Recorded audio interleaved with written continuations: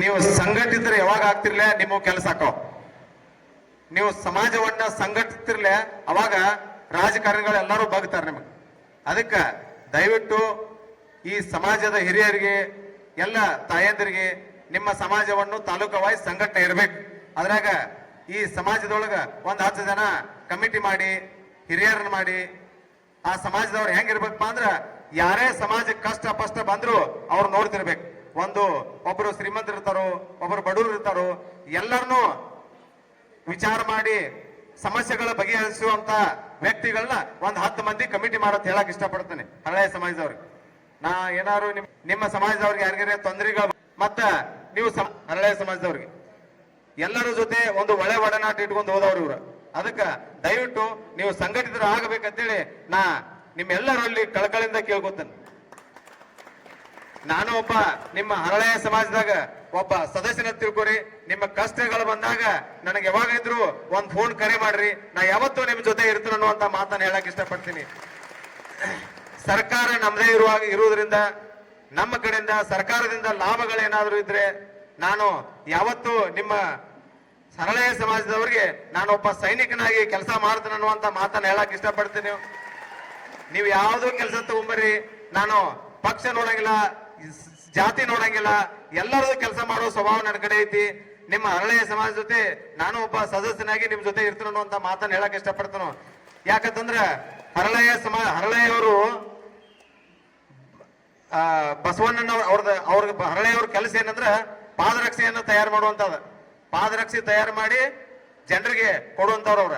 ಆಗ ಕಲ್ಯಾಣ ಇದಕ್ಕೆ ಹೋದಾಗ ಒಂದ್ಸಲ ಬಸವಣ್ಣನವ್ರು ಭೇಟಿ ಹಾಕಾರ. ಅವ್ರಿಗೆ ಎರಡೂ ಕೈಲಿ ಕೈ ಮುಗಿತಾರ. ಅವ್ರು ಯಾರು ಬಸವಣ್ಣನವ್ರ 2 ಸಲ ಕೈ ಮುಗಿದಾಗ ಹರಳೆಯವ್ರ ಕಣ್ಣ ನೀರು ಬಿಡ್ತಾವ. ನೋಡು ಇವ್ರಿಗೆ ಏನಾದ್ರು ನಾ ಮಾಡ್ಬೇಕಂತೇಳಿ ಅವರ ಮಿಸ್ಸಸ್ ಜೊತೆ ಅವ್ರ ಹೆಂಡತಿ ಜೊತೆ ಮಾತುಕತೆ ಮಾಡ್ತಾರ. ಮಾಡಿದಾಗ ಅವರು ಒಂದ ತೊಡೆ ಒಳಗಿಂದು ಚರ್ಮವನ್ನ ತೆಗೆದು ಪಾದರಕ್ಷೆಯನ್ನು ಮಾಡ್ತಾರ. ಅವ್ರು ಯಾರಿಗೆ ಬಸವಣ್ಣನವ್ರಿಗೆ ಕೊಡ್ತಾರ. ಅದು ದೊಡ್ಡ ಇತಿಹಾಸ ಅಂತ ಹೇಳ್ಬಹುದು. ಯಾಕಂತಂದ್ರ ಯಾರಿಗಾರ ಒಂದ್ ಸಣ್ಣ ಖರ್ಚಾದ್ರೆ 10 ಸಲ ವಿಚಾರ ಮಾಡ್ತಾರೋ. ಅವರ ತೊಡೆಯ ಚರ್ಮವನ್ನು ತೆಗೆದು ಪಾದರಕ್ಷೆಯನ್ನು ಮಾಡಿ ಅದನ್ನ ಬಸವಣ್ಣನವ್ರಿಗೆ ಕೊಡಕ್ ಹೋಗ್ತಾರ. ಬಸವಣ್ಣನವ್ರು ಹೇಳ್ತಾರ, ಇದು ನನಗಲ್ಲ, ಕೂಡಲ ಸಂಗಮ ಶರಣರಿಗೆ ಕೊಡ್ತಾನ, ಶರಣರಿಗೆ ಕೊಡ್ಬೇಕು, ಇದು ನಾನು ಹಾಕೊಳ್ಳೋದಲ್ಲ ಅಂತ ಹೇಳ್ತಾರ. ಅವಾಗ ಯಾರೋ ಒಬ್ಬ ವ್ಯಕ್ತಿ ಬಂದು ಅವನ ಕಾಲ ಒಳಗೆ ಹಾಕೊಂಡಾಗ ಅವನ ಮೈ ಎಲ್ಲ ಉರಿಯಾಕತ್ತೈತಿ. ಮುರಿಯಾಕತ್ತಂತೆ ಹೊಳ್ಳೆ ಹರಳೆಯವರು ಬಂದ್ ಅವ್ರ ಮನೆಯಾಗ ನೀರು ತಂದು ಗೊಜ್ಜುತ್ತಕ ಅದು ಕಪ್ಪಾಗಂಗಿಲ್ಲ. ಈಗ ಅದ್ರ ತ್ರಾಸನ್ನ ಆಗತೈತಿ. ಅವಾಗ ಹರಳೆಯವರ ಶಕ್ತಿ ಎಷ್ಟೈತಿ ಅನ್ನೋದು ನಿಮಗೆಲ್ಲ ತಮ್ಮ ಎಲ್ಲರಿಗೂ ಗೊತ್ತೈತಿ. ಯಾಕಂದ್ರ ಹರಳೆಯವರ ಬಸವಣ್ಣ ತತ್ವದಲ್ಲಿ ನಡೆದಂತವ್ರವ್ರು.